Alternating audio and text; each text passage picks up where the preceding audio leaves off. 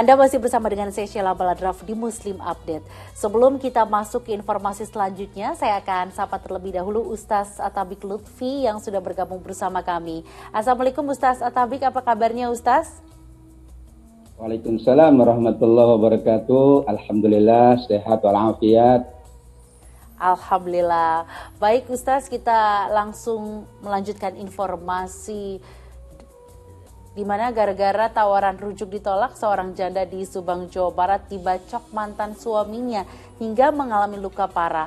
Pelaku gelap mata usai mengetahui sang mantan istri hendak menikah lagi.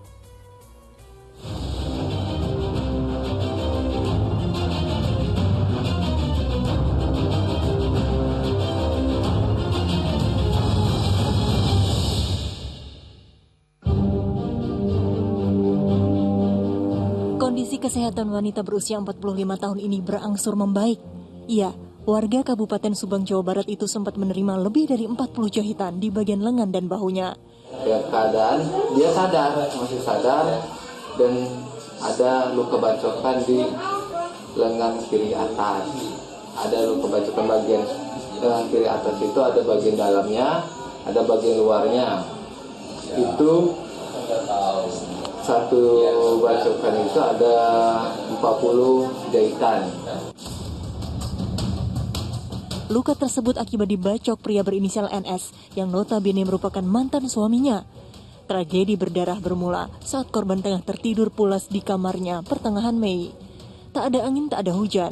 Mantan suaminya mendadak datang ke rumah untuk membicarakan mahligai rumah tangga mereka yang sudah 1 bulan ini kandas. Untuk bukti keseriusan, pria berusia 50 tahun itu pun sempat menawarkan sejumlah uang sebagai iming-iming.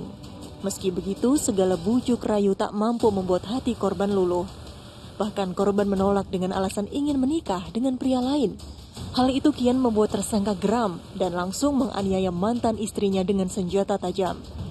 Pelaku pun kabur begitu warga sekitar berdatangan setelah mendengar teriakan korban.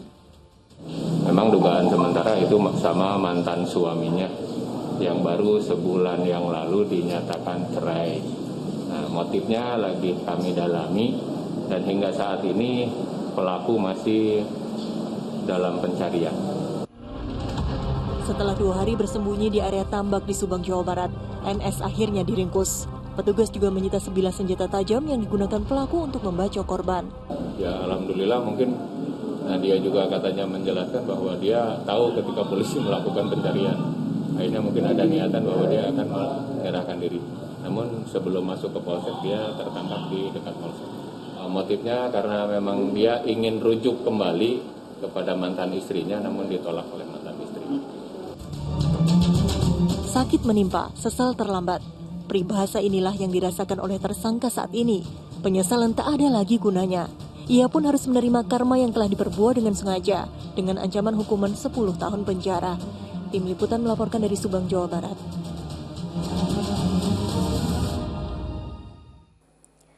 Nauzubillah min zalik ya Ustaz, semoga kita semua terhindar dari perkara seperti kasus yang baru saja kita saksikan tadi.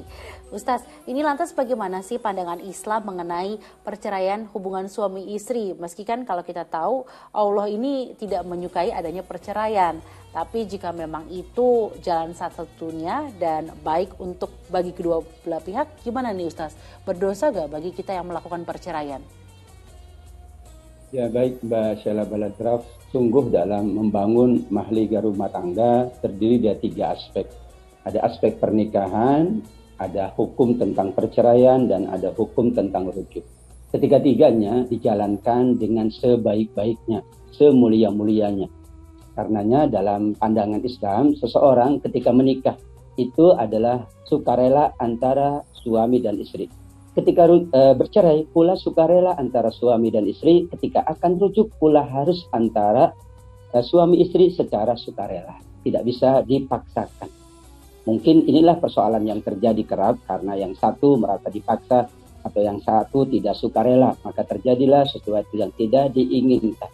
Karenanya seseorang ketika akan melakukan perceraian, ia pertimbangkan matang-matang.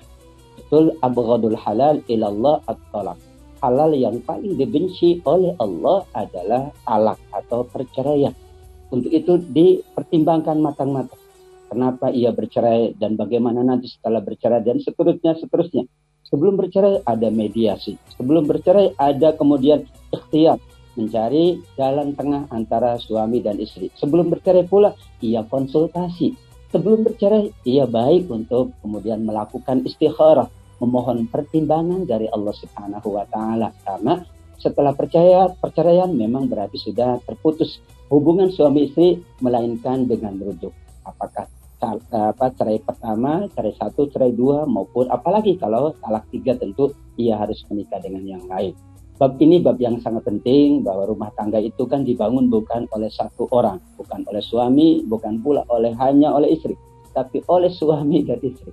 Maka disinilah masing-masing tentu harus memahami konsekuensi, harus memahami hak dan tanggung jawab. Bercerai merupakan yang sangat dibenci oleh Allah, namun dibolehkan manakala itu solusi.